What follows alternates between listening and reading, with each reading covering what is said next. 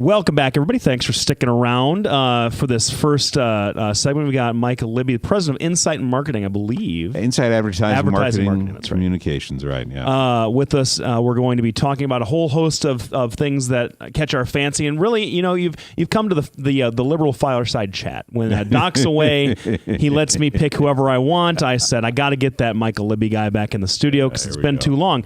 But we were talking a little bit about some of the ideas for gun reform and my good in keeping with the traditions of Jonathan Swift and all of the modest proposal satirical guys. We're talking about the Second Amendment.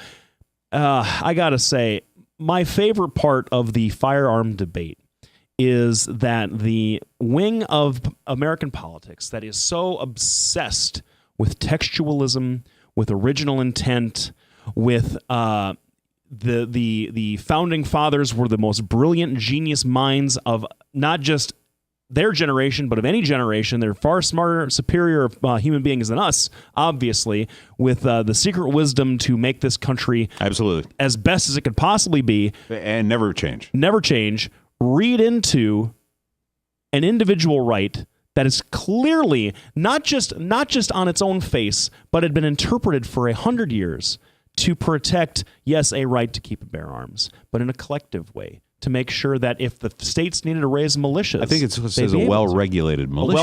A well-regulated militia. Yeah, well-regulated. And they like regulation, apparently. Yeah, apparently. In that so preparatory clause. It all works for me.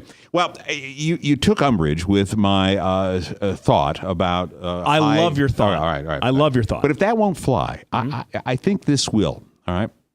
And because I do believe in the Second Amendment and the framers of this great Constitution in this great land and the founding fathers who brought forth to this continent, this idea of firearms ownership and a well-regulated militia that we confiscate immediately, confiscate all firearms in the United States. Yep. All of them. Or we have a buyback program. I don't know. Well, we could maybe bust some of that deficit that the Republicans are so worried about. So we have a buyback, and then we hand out muskets to everyone.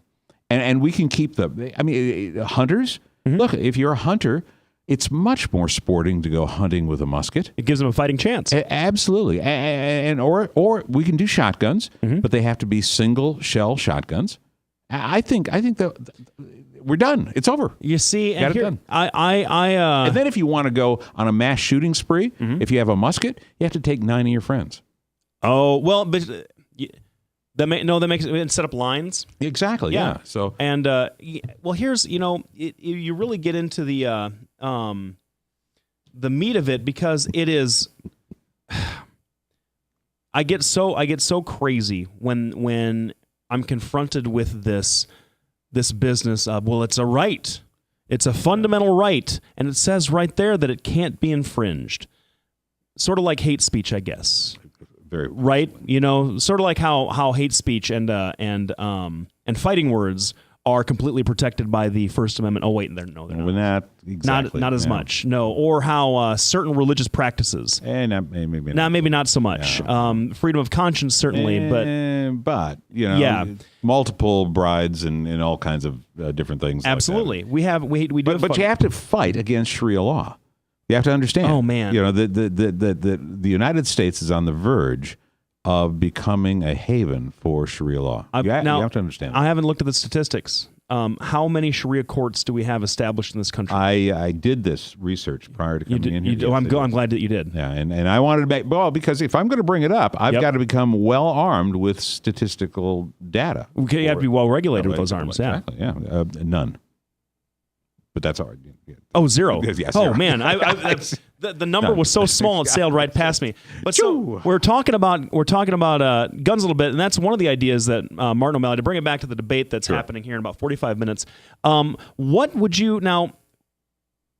Bernie Sanders has been he's been sort of the in this primary, in my opinion, the philosophical and spiritual driver of this primary season, where he has refused to go on the attack, and he's advertised it. He said, I don't do personal attacks. Right. I want an issue-driven campaign. Right. And that insistence, and I think that the public's sort of resonance with that on the Democratic side, on the liberal side, has gotten them into, has made everybody sort of react in a similar way, where we've had one of the nicest Democratic primaries that I can remember. So far, yes.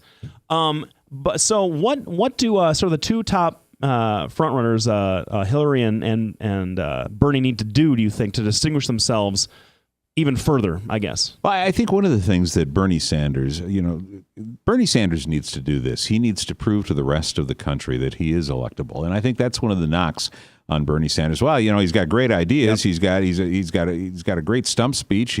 He's professorial about these kinds of things. He's really good, but he's not electable. Well, what do you mean he's not electable? Mm-hmm. Of course he's electable. And if enough Americans listen to what he's saying, look, it's time that we get big pharma out of our medical care. Mm-hmm. It's time that we have medical care for everyone. People out here, ladies and gentlemen. We were kind of making fun and having a good time here for just a little bit, but ladies and gentlemen, I have to tell you, there are people hurting out there. And the people that are hurting because of skyrocketing medical care costs. Why in the heck do we not allow this government to negotiate with pharmaceutical companies for Medicare, for Medicaid, for veterans? It's just insane.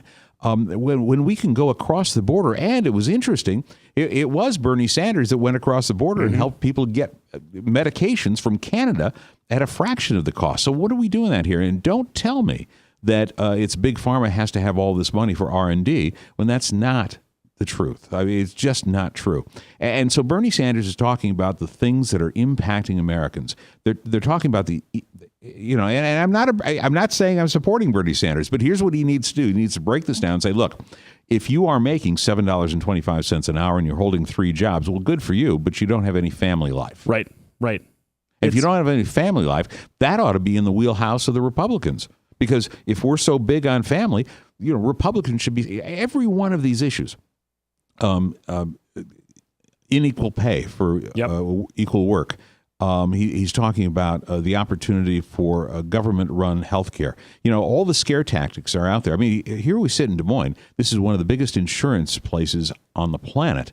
And anytime that you talk about government having more of an opportunity to work within the marketplace, they get absolutely scared out of their boots because they realize that their profit potential, you have to understand, people, these people are working for their shareholders. They're not working for the...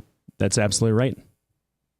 And that brings us up to another break. So, folks, please... Speaking of shareholders... Yes, we got to make sure that we keep the lights on here at webcast1live.com and also get the bills at DocandLefty.com taken care of also. So please stick around. We will be right back with more from myself and Michael Libby. Please tune in.